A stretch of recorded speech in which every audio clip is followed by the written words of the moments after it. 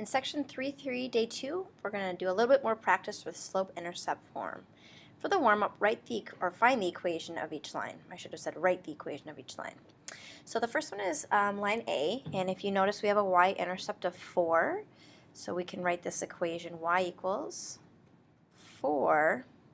But if you notice the slope, there's no rise over run, so the slope is 0, flat, no slope. So we can write plus 0x, or we can just leave that y equals 4. For the next one, the y-intercept is -2. Again, there's no slope, it's flat, there's no rise over run. So you can write plus 0x, or you can leave it just y equals -2. So if it's a horizontal line, even though we usually associate horizontal with x values, the horizontal lines will be y equals, because all along this line, doesn't matter what the x is, y is 4.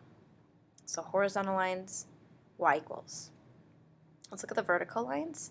So for C, there's no y-intercept, but if you think of it this way, all along this line, no matter what the y value, what is the x value? And for this one, it's x equals 3.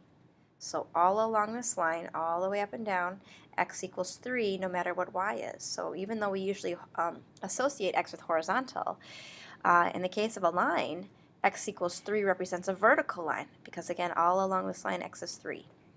And likewise for this one, x is going to be -1, because all along this line, the x value is -1. Let's do a quick review of some vocab that we learned earlier this unit. So the first is something called a dependent variable. So we have two variables in the graph to the right. The first one is months, and the second one is amount. And so for dependent variable, you think, all right, which one depends on the other one?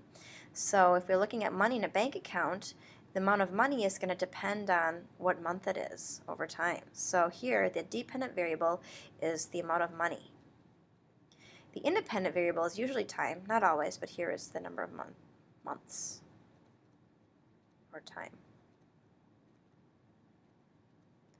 The domain is what we associate with the x values. What are all possible x values? In this graph, our domain is from 0 to 12 months. It could even go further, but in this graph, we're going to say 0 is less than or equal to x, which is less than or equal to 12. And that's the mathematical way of writing x is between 0 and 12 months. The range is the y value, and if we take a look at this graph, it can start at 0, and our graph goes all the way to 120. If we're looking just specifically at this function right here, it starts at 20 and it goes to about 80. So you could have a number of different answers here, but you should know it's the y value. We could say it's between 0 and 80. If we write it mathematically with symbols, this means the same thing as between 0 and 80. So what you should know is what is independent, usually time. It's whatever's on the x-axis. What's dependent? It is on the y-axis. Domain are all possible x values, and range are all possible y values. So you'll have some practice with that in your assignment today. All right, the main goal for today is to practice writing equations of lines in slope-intercept forms, so to practice what we looked at yesterday. So let's write out the equation in slope-intercept form, y equals mx plus b.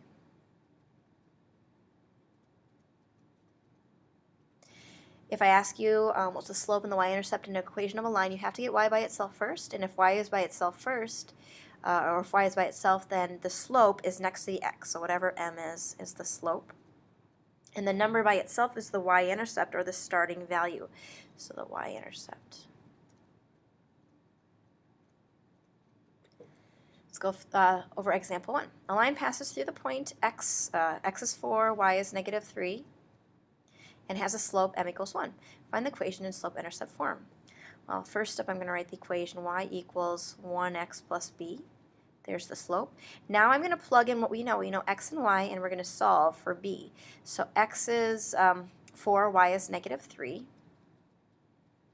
So we'll plug in what we know. And we have one unknown, which is the y-intercept. So now let's get b by itself. So we have -3 equals 4 plus b. Let's subtract 4 from each side. -3 minus 4 is -7, and that is our y-intercept. So let's rewrite the equation of the line.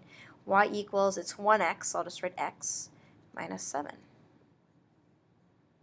So for this, write the equation of the line, plug in what you know, and solve for what you don't know. Let's go over equation 2, or example 2. A line passes through the point 6, negative 6, 1, and has a slope m equals negative 4. Find the equation in slope-intercept form. So again, label x and y. M is negative 4. Let's plug in to y equals mx plus b. I know the slope is negative 4. We know the y value is 1.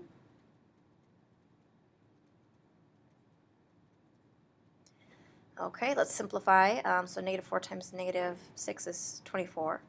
1 equals 24 plus b. Let's get b by itself by subtracting 24 from each side. So here, b equals negative 23. So to rewrite the equation, y equals negative 4x minus 23. The next part of this problem says, use this equation to find the point if the x-coordinate is 2. So they're asking you to find, what is this y value if x is 2? So again, plug in what we know. We know that the x value is 2. So y equals negative 4 times 2 minus 23. Y equals negative 8 minus 23. And so then y is going to equal, oh, the x-coordinate is 2, not negative 2. Oh, negative 4. Okay, so let's, I don't know what that is, negative 8 minus 23 is negative 31. So that would be the y value right here. So we can write the point would be 2, negative 31.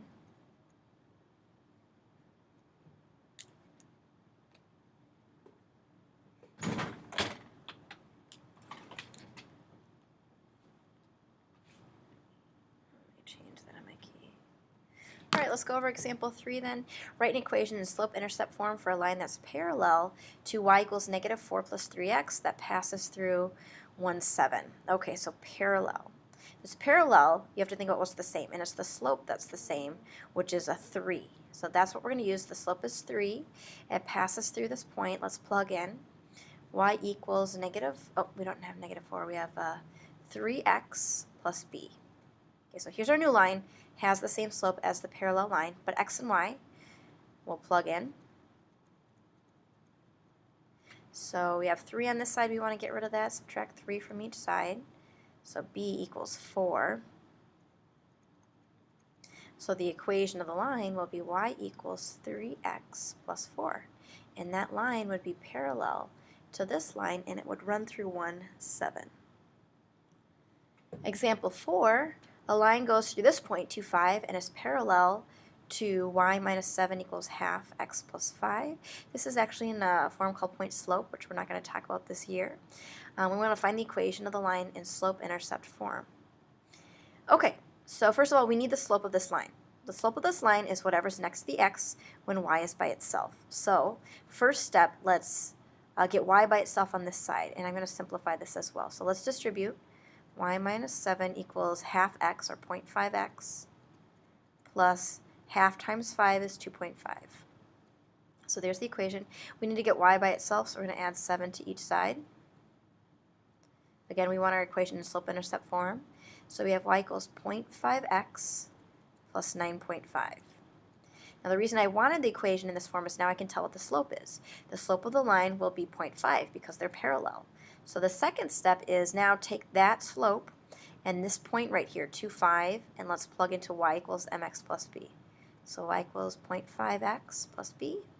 Let's plug in our point, which is 2, 5. So 5 equals 0.5 times 2 plus b. 5 equals 2.5 plus b. Subtract 2.5 from each side. Oops. So b equals 2.5. And the equation of our line will be 0.5x plus 2.5. Okay, so again, the steps are number 1, get y by itself. Figure out the slope. Step 2, use that slope and your points to plug in and find the equation of the parallel line.